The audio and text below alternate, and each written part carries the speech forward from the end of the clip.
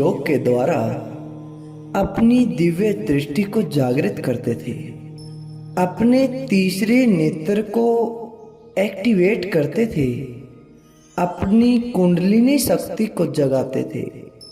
ऋषि मुनि हठ योग के कई तरीकों से इस शक्ति को जागृत कर लेते थे। इसे जागृत करके वे अपने अंदर उस परम तत्व को प्राप्त कर लेते थे। बहुत सारी विधियां उन्होंने अपने ग्रंथों में, अपनी पुस्तकों में, अपनी वाणियों में इस संसार को बताई है। आज्ञा चक्र को या फिर तीसरी आंख को सक्रिय करने के लिए बहुत सारी विधि वे बताते आए हैं। पिछली वीडियो में हमने भी आपको सूर्य ध्यान के बारे में बताया कि सूर्य ध्यान से किस प्रकार हम अपनी कुंडलिनी शक्ति को जागृत कर सकते हैं, किस प्रकार से हम अपने सातों चक्कर सक्रिय कर सकते हैं। आज फिर हम आपको तीसरी आंख को जागृत करने की एक और सबसे उत्तम विधि लेकर आए हैं। हठ योग में सबसे सर्वोत्तम विधि यही है। यूं तो तीसरी आंख को जागृत करने के बहुत सारे तरीके हैं। सूर्य ध्यान से भी आप तीसरा नेत्र खोल सकते हैं। सांसों के द्वारा भी आप तीसरा नेत्र खोल सकते हैं। हठ योग के योग आसनों से भी आप तीसरा नेत्र खोल सकते हैं। लेकिन किसी में शारीरिक कष्ट है तो किसी में गहरा अभ्यास, किसी में बार बार मन अधिक भटकता है तो किसी में तरह तरह के रोगों का सामना करना पड़ता है। किंतु आज आपको जो बताने वाले हैं वो है मूर्ति ध्यान। मूर्ति ध्यान जितने भी योग हैं, जितने भी प्राणायाम हैं, ध्यान की जितनी भी विधि हैं, उन सब में सर्वोत्तम है। इस वीडियो में आप जानेंगे कि मूर्ति ध्यान कैसे करें और मूर्ति किसकी होनी चाहिए, मूर्ति ध्यान का अनुभव कैसा होता है। सबसे पहले तो हम बात करते हैं कि मूर्ति किसकी होनी चाहिए। प्यारे दर्शकों, जब भी आप ध्यान करते हैं, आप अपने सतगुरु के बताए गए रास्ते पर जाकर करते हैं। जो मार्ग उन्होंने दिखाया है, जो गुरु ने रास्ता दिखाया है, उसी पर चलकर उसका अनुसरण करना चाहिए।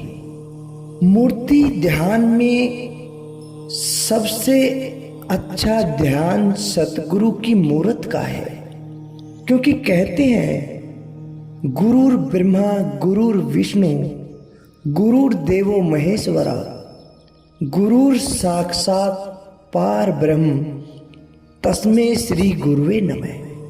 क्योंकि गुरु के अंदर सभी देवी देवताओं का वास होता है।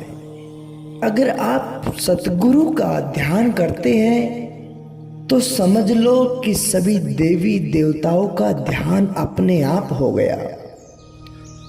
जितनी भी देवी देवताओं की शक्तियां हैं वे सब आपको अपने आप मिल जाती है।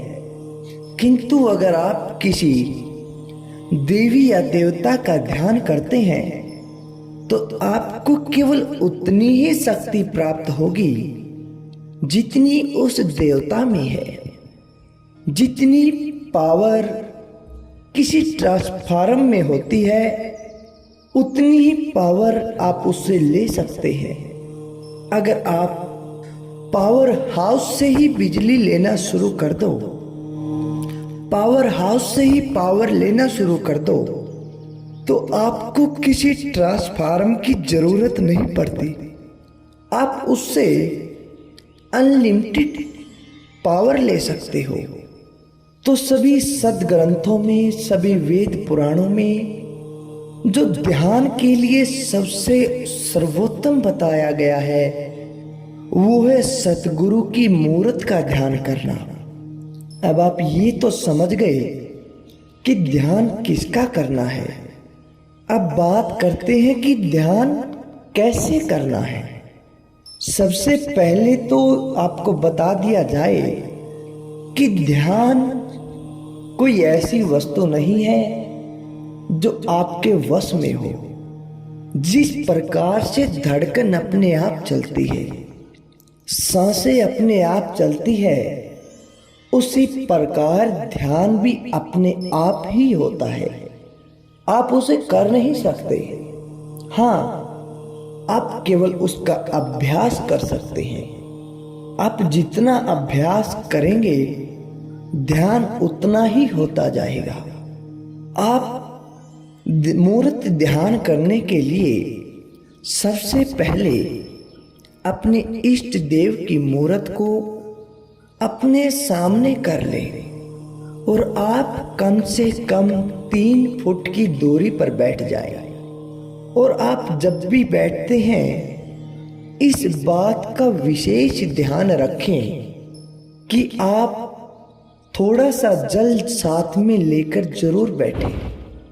मूर्त ध्यान करने की सबसे पहली विधि तो यही है कि आपका उस मूर्त के साथ प्रेम हो, आपका अपने इष्ट के साथ लगाव हो।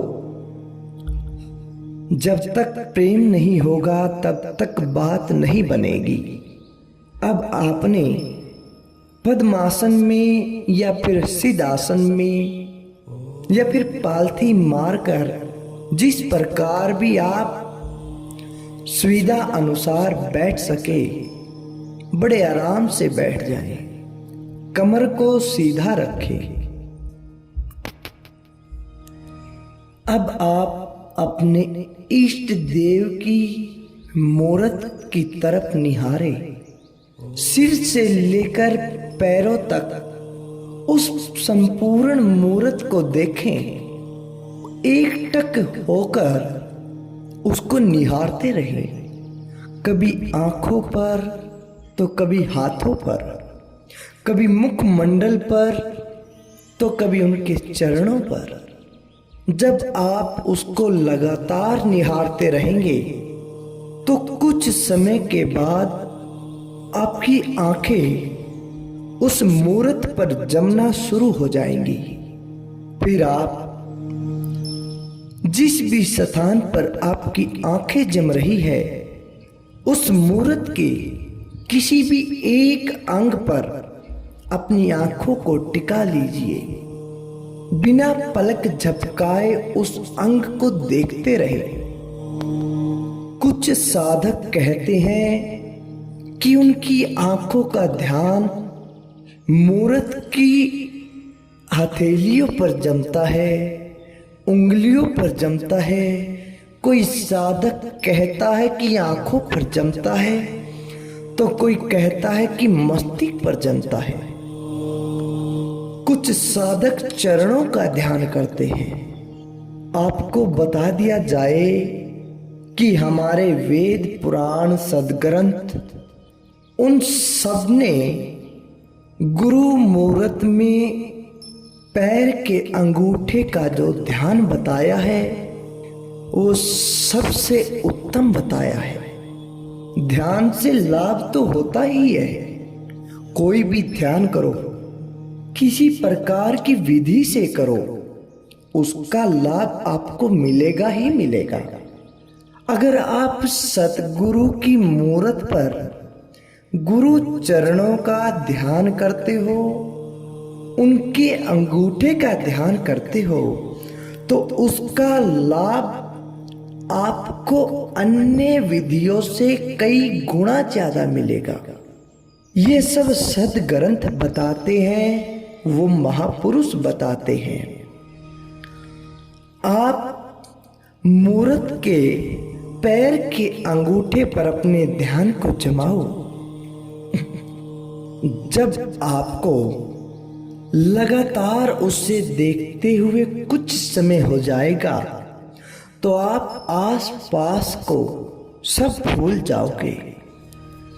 धीरे धीरे वो पैर का अंगूठा आपको आपके पास आता हुआ दिखाई देगा, जैसे जल में तरंगे खुलती जाती हैं, जैसे जल में पत्थर फेंकने पर तरंगे बाहर की तरफ फैलती हैं।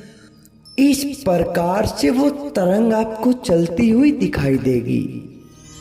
वो पैर का अंगूठा, वो नाखून आपको एक प्रकाश की तरफ लेकर जाएगा। जब आपका अभ्यास दृढ़ हो जाएगा तब आप प्रकाश के अंदर डूबते हुए दिखाई देंगे।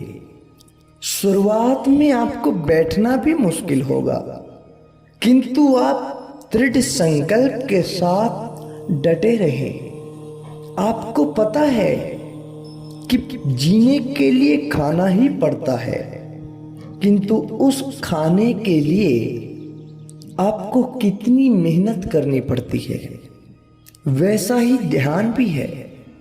यह तो जीने और मरने दोनों में काम आने वाला है। मन, अगर आप इस विधि से ध्यान लगाते हैं तो वह भी भटकता नहीं है।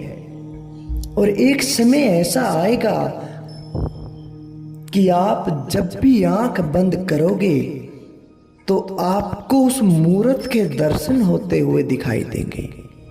24 घंटे आपकी आंखों में वो मूर्त बसी रहेगी, किंतु इसके लिए आपको अभ्यास की जरूरत है।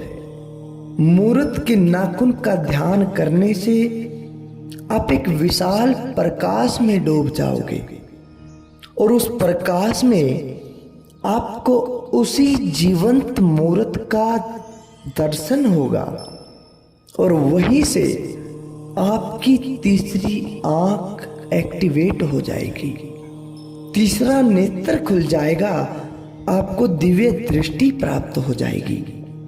इस प्रकार से आपको मूर्ति का ध्यान करना है। इस विधि से कितने ही योगी जन की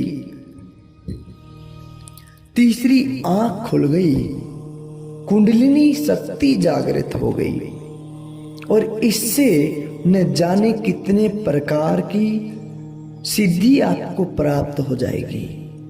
तो प्यारे दर्शकों, आपने जान लिया कि मूर्त का ध्यान कैसे करना है और ध्यान करते समय कैसा अनुभव होगा, वो भी आपको पता लग गया। आप इस अभ्यास को कम से कम 21 दिन कर देखें तो आपको खुद पता लग जाएगा कि 21 दिन पहले क्या फर्क था और आज क्या है। तो प्यारे दर्शकों, कैसी लगी आपको मूर्ति ध्यान की जानकारी? अगर आपका कोई भी संशय है, कोई भी सवाल है ध्यान से संबंधित, आप कमेंट के माध्यम से हमसे पूछ सकते हैं। कोई भी सुझाव अगर आप देना चाहते हैं तो आप कमेंट के माध्यम से हमें दे सकते हैं। और आपको यह जानकारी कैसी लगी? अगर आपके लिए यह कारगर साबित हुई तो आप हमें कमेंट के माध्यम से जरूर बताएं। तो अब विदा लेते हैं, मिलते हैं फिर आगे एक नई ध्यान की विधि के साथ, नए योग के साथ। तब तक के लिए आप सभी का बहुत बहुत धन्यवाद।